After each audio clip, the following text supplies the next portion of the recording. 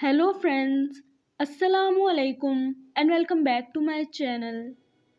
दोस्तों, आपने बहुत सी ऐसी मूवीज़ देखी होंगी जिनमें हीरो मौत के मुंह से वापस आ जाता है।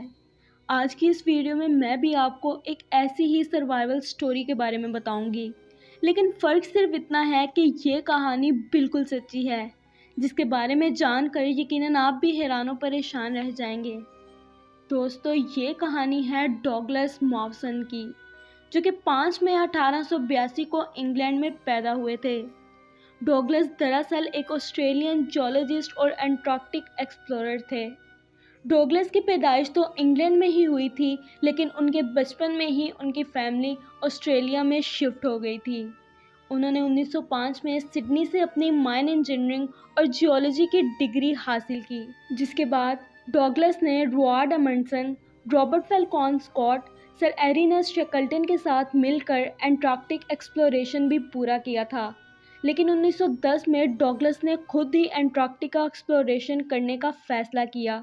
ये एक ऑस्ट्रेलियन एंटार्कटिक एक्सपेडिशन था और इसका हदफ था एंटार्कटिका के ऐसे हिस्से को एक्सप्लोर करना जिसे आज तक कोई भी नहीं कर पाया था। डॉगलस के इस एक्सपेडिशन में और भी बहुत से ख़तरनाक जगह शामिल थीं और सबसे मुश्किल था वहाँ का तवील और इंतहाई ख़तरनाक सफ़र।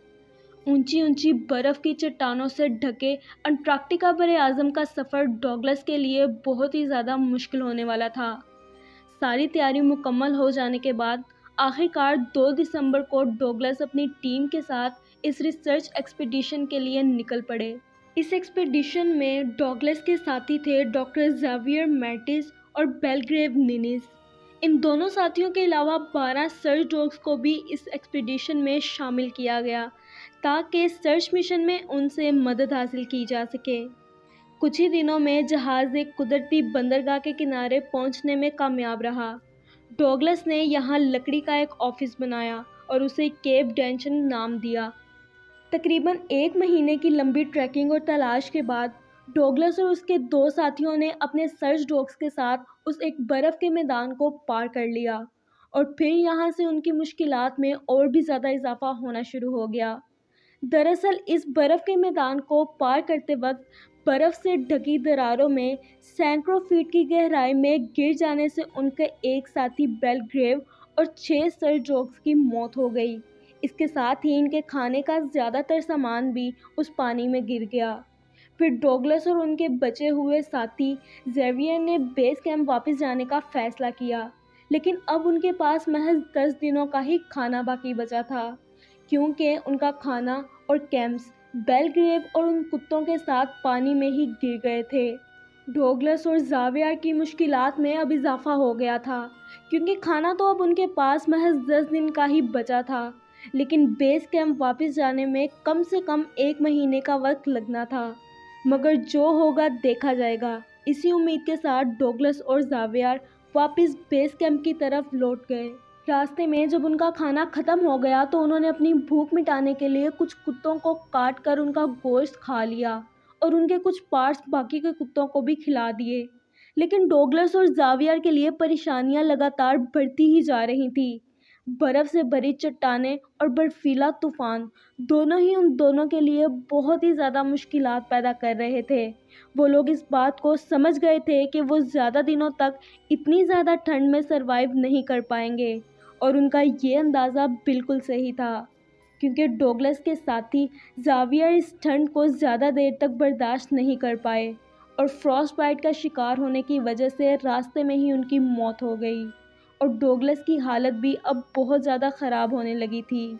लेकिन इसके बावजूद भी डॉगलस लगातार आगे बढ़ते गए और उन्हें अब तकरीबन 100 मील का सफ़र अकेले ही तय करना था।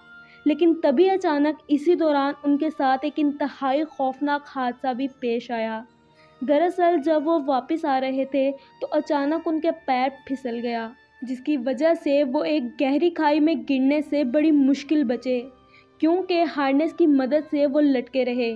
डॉगलस ने अपनी पूरी ताकत का इस्तेमाल किया और बाहर निकलने की कोशिश की, और फिर वो बाहर निकलने में भी कामयाब हो गए। डॉगलस अब बिल्कुल अकेले पड़ चुके थे। ना ही उनके साथ उनका कोई साथी था और ना ही वो सर्च डॉग्स। इस सूरत-ए-हाल में बेस कैंप तक का सफ़र अब डॉगलस को अकेले ही तय करना था। मौत कदम कदम पर डॉगलस का रास्ता रोक रही थी, लेकिन वो लगातार आगे बढ़ते जा रहे थे।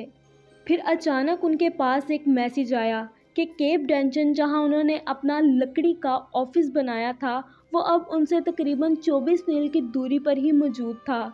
ये मैसेज सुनकर डॉगलस की हिम्मत बढ़ गई और वो और भी ज़्यादा तेज़ी से आगे बढ़ने लगे। और फिर कुछ ही देर में उन्हें केप डेंचन का भी रास्ता मिल गया, जहां उन्हें 6 और रिसर्चर्स मिले जो उन्हीं को ढूंढने के लिए वहां आए थे। इन रिसर्चर्स से मिलने के बाद डॉगलस बेहद खुश हुए।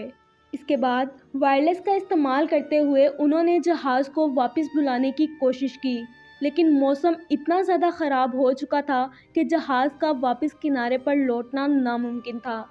जब जहाज़ वापस नहीं लौटा तो डॉगलस मायूस हो गए और बाकी के रिसर्चर्स के साथ तकरीबन 1 साल तक अंटार्कटिका में ही फंसे रहे, जहां उनका सबसे बड़ा इम्तिहान था जानलेवा ठंड को बर्दाश्त करना। ये 1 साल डॉगलस के लिए बहुत ही ज़्यादा मुश्किल था, लेकिन वो सरवाइव करने में कामयाब रहे। और वहाँ से आने के बाद अपनी किताब होम ऑफ द ब्लिज़र्ड में डॉगलस ने इस एक्सपेडिशन के दौरान ज़िंदा वापस लौटने के वाक़े का जिक्र भी किया। डॉगलस ने इस किताब में बताया कि कैसे बर्फीली चट्टानों और ठंडी हवाओं के बीच में उन्होंने अपने साथियों को खोया और मेंटली और फिज़िकली अनफिट होने के बावजूद भी वो इन सभी मुश्किलात का सामना कैसे कर पाए। तो दोस्तों, ये थी मेरी आज की वीडियो। अगर आपको मेरी आज की ये वीडियो पसंद आई हो तो मेरी वीडियो को लाइक करें, मेरे चैनल को सब्सक्राइब करें। मिलते हैं आपसे अगली वीडियो में। तब तक के लिए अल्लाह हाफ़िज़।